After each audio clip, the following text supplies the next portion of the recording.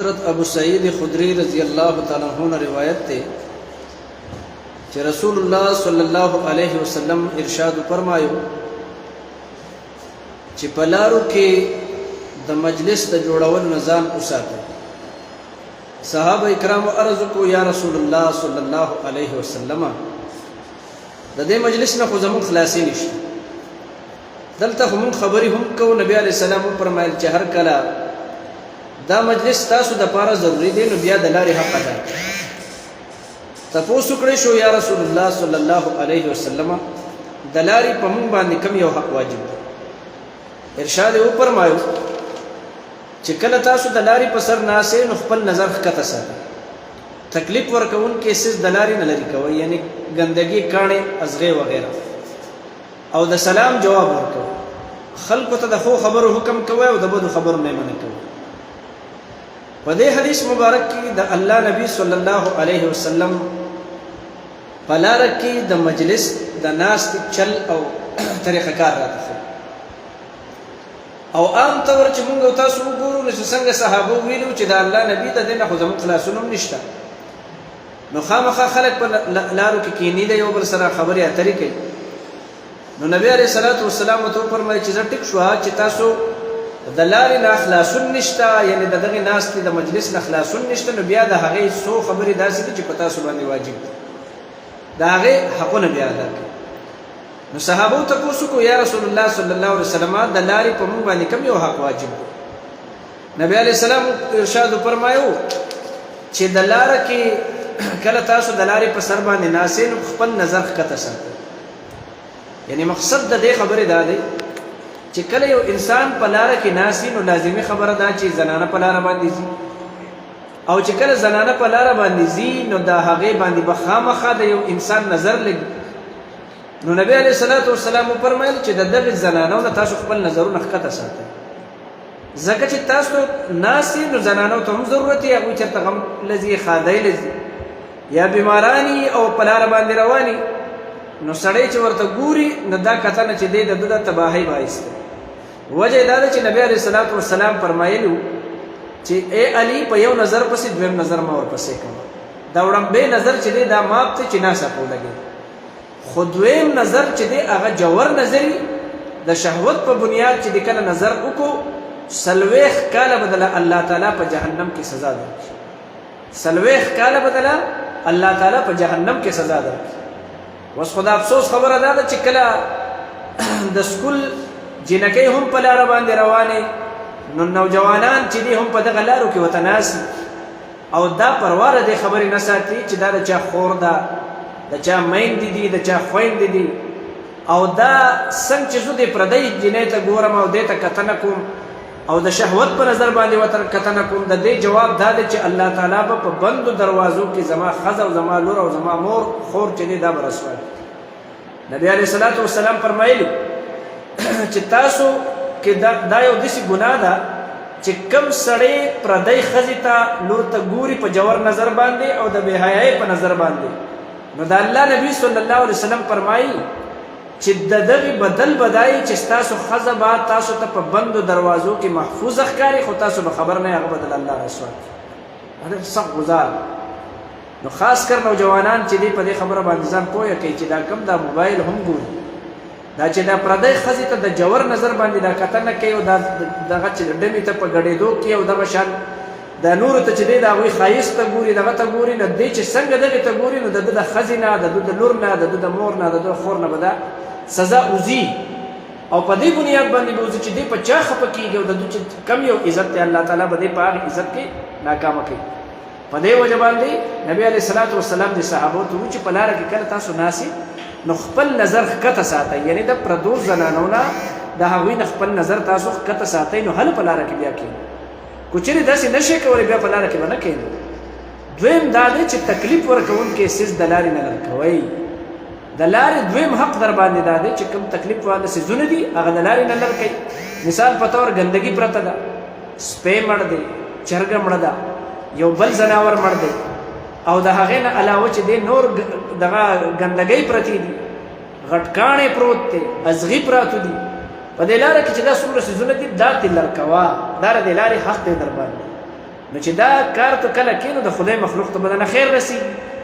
خو کو دا کار ته نه کې نو بیا په لار باندې ستا حق نشته چې ته پاغه کې مجلس کې او پاغه کې کې او زمونږه د افسوس خبره ده چې زمونږ استاد د پښتنو یو مثال چې د دوی ډیر سیدونه چې دی نور په لار باندې دي خوبي دغه نور بیلاری دي خوبي په لار اکثر هغه مشران وي پښتنو نور بیلاری خوبي په لار یعنی هر ګندګي سیس چې دی هغه مونږ د په لار کې ورغورځو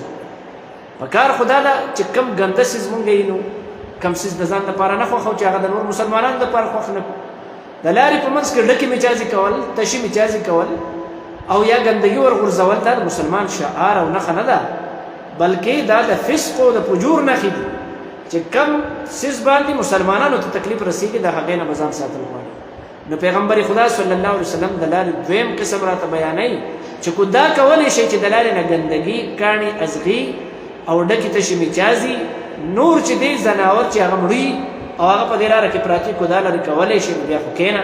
خو کو دا نشي لر کولی نو بیا دې حق نشته چې په دې لاره کې مجلس وکړي او په هغې کې بل د لارې دریم دغه دا دی چې حق چې د سلام جواب ورکوي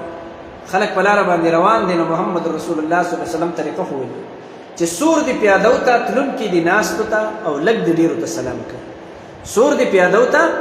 تلونکي دي ناستو ته او لږ دي ډېرو ته سلام کوي نو چې په لاره باندې کم خلک را روان یو دا کم ناست نو په دوی باندې به سلام کوي بعضې خلک چې دی هغوی ځان له یو وي آی پي انداز جوړ کوي چې اکثر په ګاډي کې کم خلک نو دی ورته د لارې ځای نه سلام وکړي او پاسې ورته دا د سلام توهین دی چې هغه کې دونه تکبر دی او نشه ده چې په ګاډي کې بل 3-4 فوټه په برز کې اوچت ناست دی نو هغه در باندې سلام نه کوي ته پې سلام کوې دا د سلام توهین دی په کار دا نه ده چې ته پې سلام وکړي هغه له په کار دی چې کم خلک ناست دی ولاړ دی دغه خلکو باندې چې دی دا تلونکي به سلام کوي لږ به ډېرو ته سلام کوي چې کم سوري هغه به پیادو ته سلام کوي نو هغه اوس په ګاډي کې ناست دی سور دی یا په اس سور دی په ګاډي کې دی په اوښ دی وغیره خو دی بیا هم روان دی سورلي نو په دغې ناستو خلکو باندې به دا سلام کوي او که دا سلام دی نه کوي نو بیا یې حق نشته چې دی په لاره کې کښېني یعنی سلام کول نه بلکې د سلام جواب به ورکوي چې څوک سلام وکړي تو ته وعلیکم السلام وایي د سلام جوابو سره به تو وعلیکم السلام وي دا سلام دا جواب چې دی دا واجب دی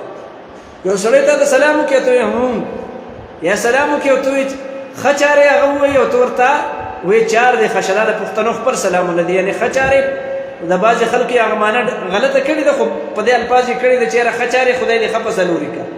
نو هغه بل ورته وایي چار دی ښه شتا دي خدای دې ښه شان په سلوري کړي نو دا د سلامونو طریقه نه ده محمد رسول الله وسلم تیار سلام ښوولی چې هغه دعا ده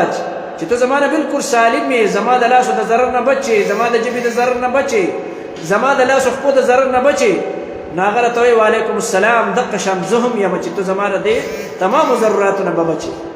پیغمبر خدا صلی الله علیه وسلم فرمایي چې د سلام جواب ورکوئ هر د لارې حق دی او بل حق یې دا دی چې د ښو خبرو حکم کوئ ښه خبره کوئ بدې خبرې ګډې وډې سپکې سپورې د چا د بېعزتۍ خبرې د چا باندې بدګمانۍ پیدا کول د چا پسې غیبت کول اگر چې په مجلس کې چې څوک ناست د لارې نو لازمي خبره ده چې دی غیبت کوي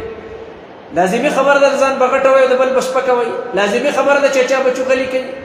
نو د سره کېناستل نه دي په کار خو چې کښېنې نو بیا بل مسلمان ته د نیکۍ حکم کوه د نیکۍ حکم کوه د دې لپاره کښېنه خیر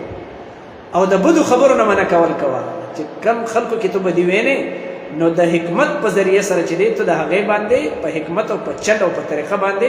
هغه د بدې لارې نه اړوه دا د دې لارې پنځه شپږ حقونه چې نبي علیه الصلاة والسلام وفرمایل چې کله تاسو په لاره کې کښېنئ ابو سعید خدري رضی الله تعالی عنه وایي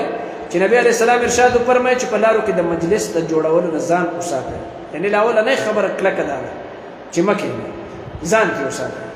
او دویمه خبره دا دی چې صحابو عرض وکړو یا رسول الله صلی الله علیه وسلم د دې مجلس نه خو زموږ خلاصې نشته دلته خو موږ خبرې کوو نبي علیه السلام وفرمایي چې هر کله دا مجلس تاسو دپاره ضروري دی نو بیا د لارې حق ادا کړئ نو تپوس وکړی شو یا رسول الله صلی الله علیه وسلم د لارې په موږ باندې کم حق چې دی دا واجب دی څنګه حق یې ادا کړو نبي علیه السلام ارشاد وفرمایو چې هر کله چې تاسو د لارې په سر باندې ناستئ نو خپل نظر ښکته کوئ د پردو زنانو نه تکلیف ورکوونکي سیس د لارې نه لرې کوئ یعنې ګندګي کاڼې او چې کم مړ زناوري یا نورې چېرته څوک ګندګۍ پرتي هغه به تلر کوي ازغۍ به تلر کوي او د سلام جواب ورکوي خلکو ته د خو خبرو حکم کوي او د بدو خبرو نه منع کول کوي نو نه درس حدیث کې د الله نبی صلی الله علیه وسلم د لارې حقونه بیان کړل د لارې حقونه او هغه د لارې حقونه موږ تاسو واورېدل د الله نبی دعا ده چې الله تعالی دې په موږ تاسو باندې دا ټول حقونه پورا سرته ورسي او الله تعالی دې د غلط لارو نه د بد نظر د غلطینا د تکلیف د سد چولنا او دا تکبر په وجه باندې د جواب نور کولنا او د غلطو د لان تان د پیغور د غیبت د چغلۍ د دې تمام غلطو خبرونه دی الله تعالی تمام امت مسلمه له امن پناه او دی باور کی واخر دعوانا الحمدلله رب العالمین